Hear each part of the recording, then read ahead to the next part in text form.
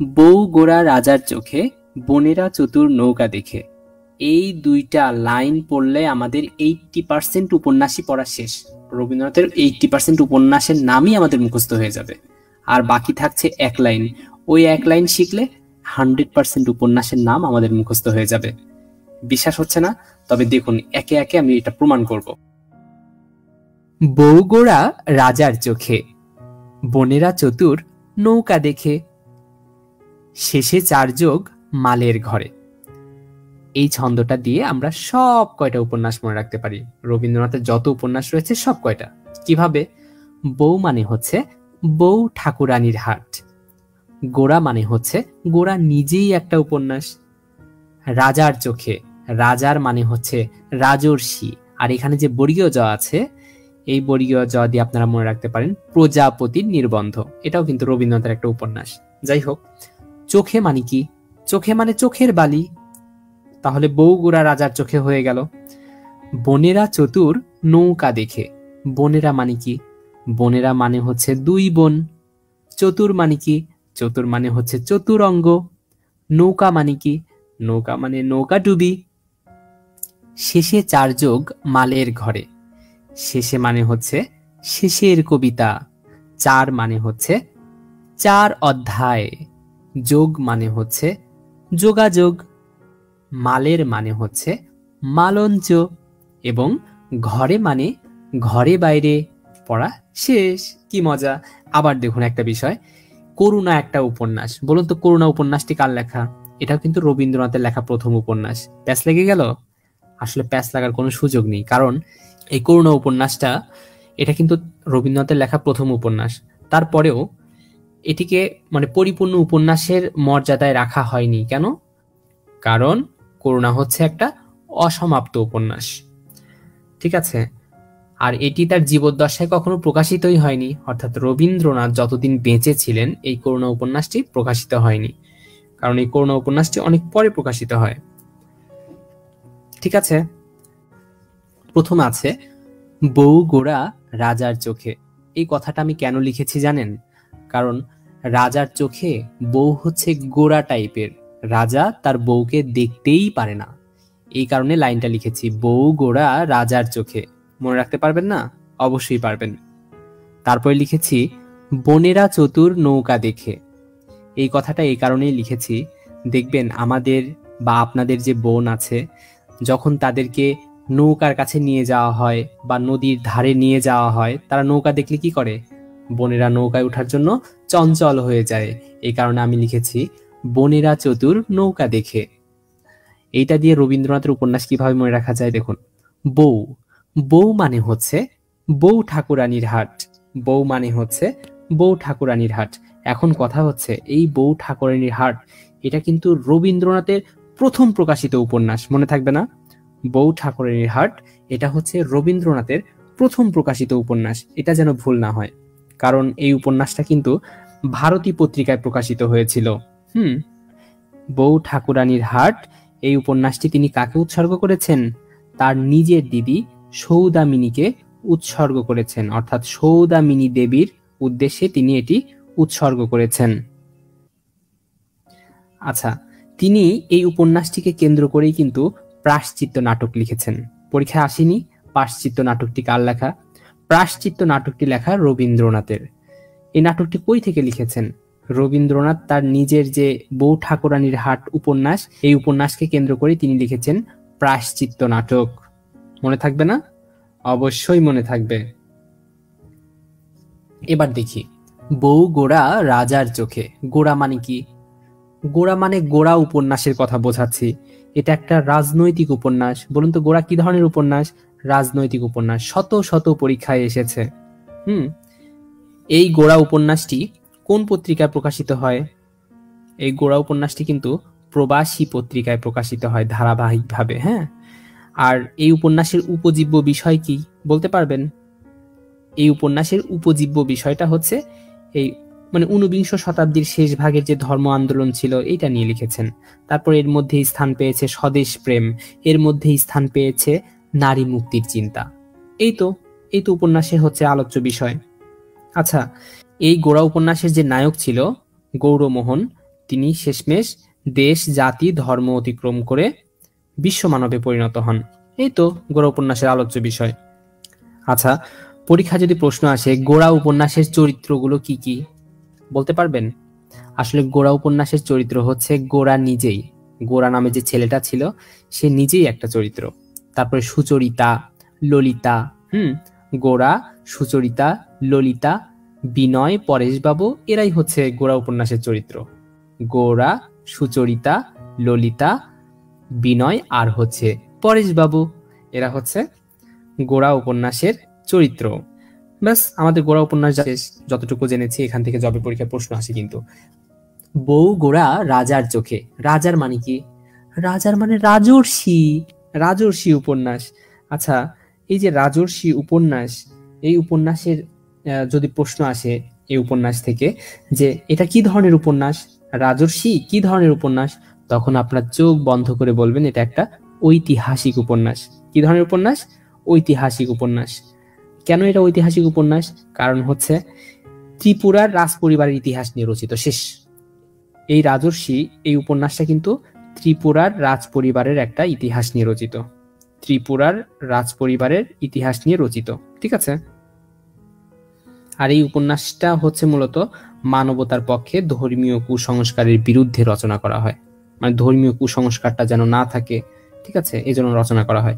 আরো মজার তথ্য হচ্ছে রবীন্দ্রনাথ তার এই রাজর্ষি উপন্যাসের উপর ভিত্তি করে একটা নাটকও রচনা করেছেন। সেই নাটকের নাম হচ্ছে বিসর্জন। বিসর্জন, বিসর্জন, সেই নাটকের নাম কি? বিসর্জন। হয়ে গেল। তার মানে আমাদের কত তথ্য জানা হয়ে গেল। বউ গোরা রাজার চোখে।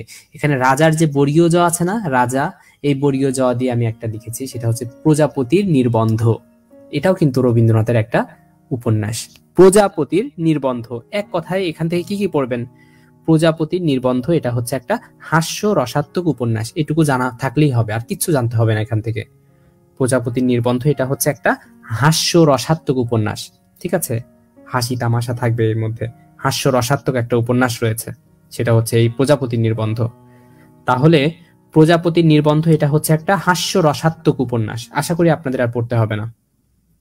তাহলে বউ গোরা রাজার চোখে। চোখে মানে কি বলুন তো? চোখে মানে হচ্ছে চোখের বালি। চোখে মানে হচ্ছে চোখের বালি। এখন চোখের বালি নিয়ে কি কোনো তথ্য আপনাদের মনে আছে? বলি। চোখের বালি হচ্ছে একটা মনস্তত্ত্বমূলক একটা সামাজিক উপন্যাস। তাহলে এটা একটা সামাজিক উপন্যাস গেল। এখান থেকে কি আর কিছু জানার আছে? আর একটা জিনিস জানবো, সেটা হচ্ছে এর উপজীব্য বিষয়। এর উপজীব্য বিষয়টা হচ্ছে বাঙালি সমাজ এবং পারিবারিক জীবনের বৈচিত্র্য নিয়ে লেখা। বাঙালি সমাজ এবং পারিবারিক জীবনের বৈচিত্র্য নিয়ে লেখা হয়েছে। একটা বলিষ্ঠ বিশ্লেষণাত্মক একটা বর্ণনা দিয়েছেন তিনি। যাই হোক, চোখের বালি পড়া শেষ। বউ গোরা রাজার চোখে। এবার হচ্ছে বোনেরা চতুর নৌকা দেখে। বোনেরা মানে কি? বোনেরা মানে দুই বোন। বোনেরা মানে কি? বোনেরা মানে হচ্ছে দুই বোন। আচ্ছা, দুই বোন থেকে জানার কি আছে শুনুন। এই দুই বোন উপন্যাসটা এটা কিন্তু একটা পত্রিকায় প্রকাশিত হয়। দুই বোন, এটা কি ধরনের পত্রিকায়? সেটা হচ্ছে বিচিত্রা পত্রিকা। কিভাবে মনে রাখবো? দেখুন, বোন বানানে ব আছে, আবার বিচিত্রা বানানেও কিন্তু ব আছে। এইভাবে মনে রাখতে পারি যে বিচিত্রা পত্রিকায় দুই বোন এটা প্রকাশিত হয়। দুই বোন উপন্যাসটা প্রথম প্রকাশিত হয় বিচিত্রা পত্রিকায়। হ্যাঁ, আচ্ছা, এটা কি ধরনের উপন্যাস? দুই বোন এটা কি ধরনের উপন্যাস? এটা হচ্ছে একটা সামাজিক উপন্যাস, ঠিক আছে? এটা হচ্ছে একটা ছোট ও সামাজিক উপন্যাস। এটা রবীন্দ্রনাথের ছোট ও সামাজিক উপন্যাস দুই বোন। এই উপন্যাসে কিন্তু তিনটা বিখ্যাত চরিত্র রয়েছে, দুইটা নায়িকা আর একটা নায়ক। দুইটা নায়িকার নাম হচ্ছে শর্মিলা আর উর্মিলা। শর্মিলা আর হচ্ছে উর্মিলা। বলুন তো, শর্মিলা এবং উর্মিলা চরিত্র পাওয়া যায় রবীন্দ্রনাথের কোন উপন্যাসে? সেটা হচ্ছে দুই বোন উপন্যাসে। শর্মিলা এবং উর্মিলা, এই যে দুই বোন। আর হচ্ছে নায়ক ছিল শশাঙ্ক। নায়ক ছিল শশাঙ্ক। তাহলে এই যে তিনজনকে পাইলাম আমরা। এই উপন্যাসটিতে ত্রিভুজ প্রেমের বিষয়টি ফুটে উঠেছে। হয়ে গেল। তাহলে বোনেরা চতুর নৌকা দেখে। বোনেরা মানে দুই বোন। চতুর মানে কি? চতুর মানে চতুরঙ্গ। চতুর মানে কি? চতুর মানে হচ্ছে চতুরঙ্গ। চতুরঙ্গ হচ্ছে একটা ছোট গল্পধর্মী সামাজিক মনস্তাত্ত্বিক উপন্যাস। তাহলে এটা কি ধরনের উপন্যাস?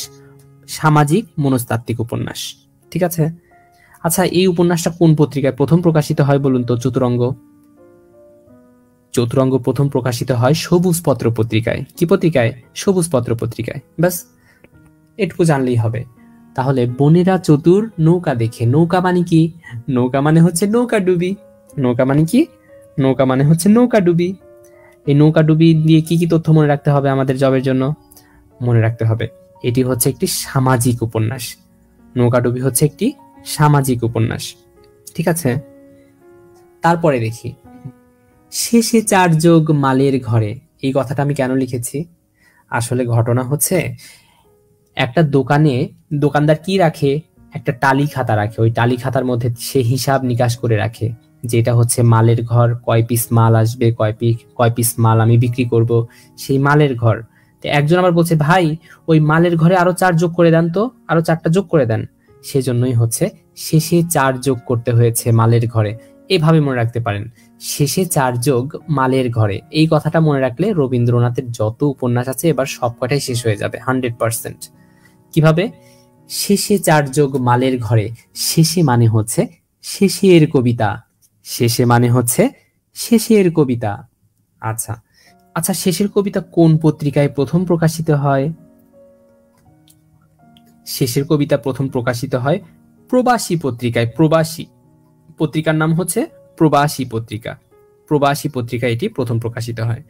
শেষের কবিতা এটা কিন্তু একটা কাব্যধর্মী উপন্যাস। শেষের কবিতা কি ধরনের উপন্যাস? এটা একটা কাব্যধর্মী উপন্যাস, বা আপনারা এটাকে বলতে পারেন কাব্য উপন্যাস। কারণ কাব্য মানে কি? কাব্য মানে কবিতা সংকলন থাকবে, অর্থাৎ শেষের কবিতার মধ্যে কিন্তু কবিতাও রয়েছে, এটা আমরা জানি। ওই যে কালের যাত্রার ধ্বনি শুনিতে কি পাও, এই কবিতা দিয়েই তো এই উপন্যাসটা শেষ হয়েছে, তাই না? আপনার কবিতা অনেকেই পড়েছেন কিন্তু শেষের কবিতা উপন্যাস, আমি নিজেও পড়েছি। খুব চমৎকার একটা উপন্যাস। আর শেষের কবিতা উপন্যাসে অবশ্য চরিত্রগুলো খুব গুরুত্বপূর্ণ। এই শেষের কবিতা উপন্যাসের চরিত্র কি কি? এই যে অমিত রয়েছে, লাবণ্য রয়েছে, শোভন লাল রয়েছে, তাই না?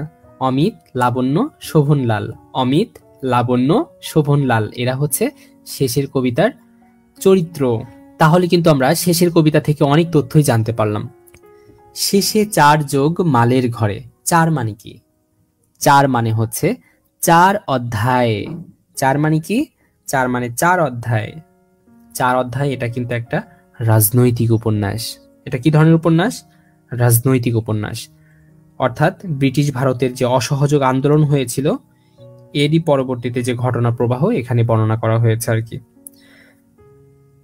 আচ্ছা, মজার বিষয় হচ্ছে তার এই উপন্যাসের সঙ্গে রবিবার গল্পের একটা মিল রয়েছে। একটা গল্প আছে রবিবার, ওই গল্পের সঙ্গে কিন্তু এই 4 অধ্যায় উপন্যাসের একদম সেই রকম মিল রয়েছে। তাহলে শেষে 4 যোগ মালের ঘরে। যোগ মানে কি বলুন তো? যোগ মানে হচ্ছে যোগাযোগ। যোগ মানে কি? যোগ মানে হচ্ছে যোগাযোগ। আচ্ছা, যোগাযোগ কি ধরনের উপন্যাস? অবশ্যই এটা একটা সামাজিক উপন্যাস। যোগাযোগ কি ধরনের উপন্যাস? এটা একটা সামাজিক উপন্যাস। মনে রাখবেন, যোগাযোগ হচ্ছে একটা সামাজিক উপন্যাস। যখন এই যোগাযোগ উপন্যাসটা পত্রিকায় প্রকাশিত হয়েছিল তখন এর নাম কিন্তু যোগাযোগ ছিল না, জানেন?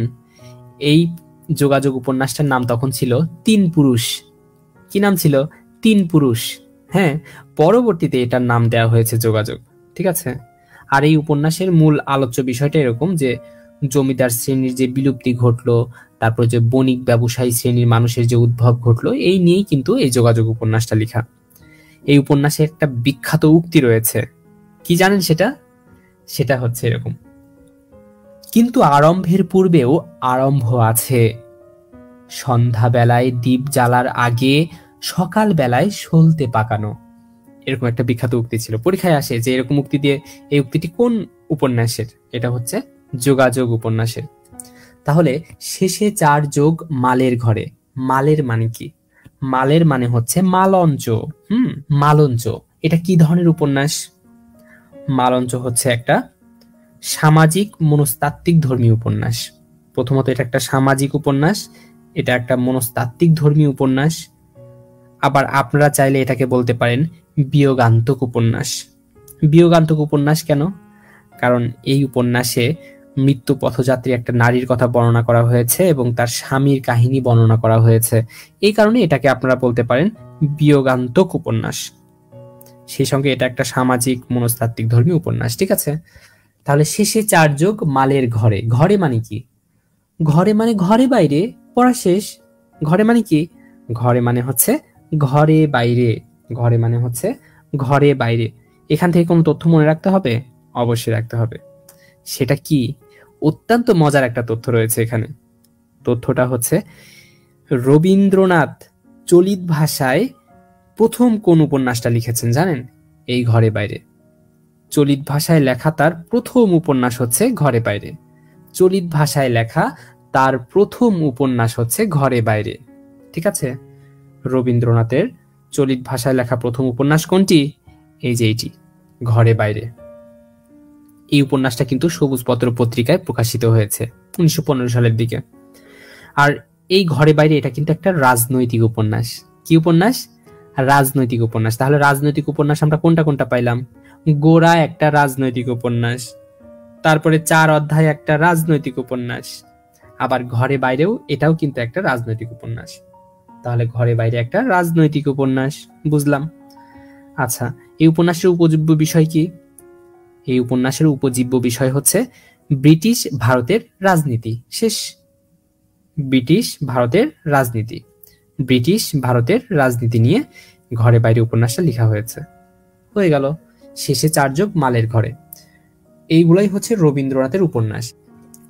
তাহলে রবীন্দ্রনাথের সব উপন্যাসের নাম কিন্তু আমরা এভাবে খুব সহজেই মনে রাখতে পারি। এরকম মজার ট্রিক্স বা কৌশল পেতে অবশ্যই চোখ রাখুন অনলাইন শিক্ষালয় ইউটিউব চ্যানেলে। আর আজকের ক্লাসটি কেমন লাগলো অবশ্যই জানাবেন। আজকের মতো এখানেই ক্লাসটা শেষ করছি। আগামী দিনে আরো নতুন নতুন ট্রিক্স নিয়ে হাজির হব। ততক্ষণে ভালো থাকবেন, সুস্থ থাকবেন। আসসালামু আলাইকুম। আল্লাহ হাফিজ।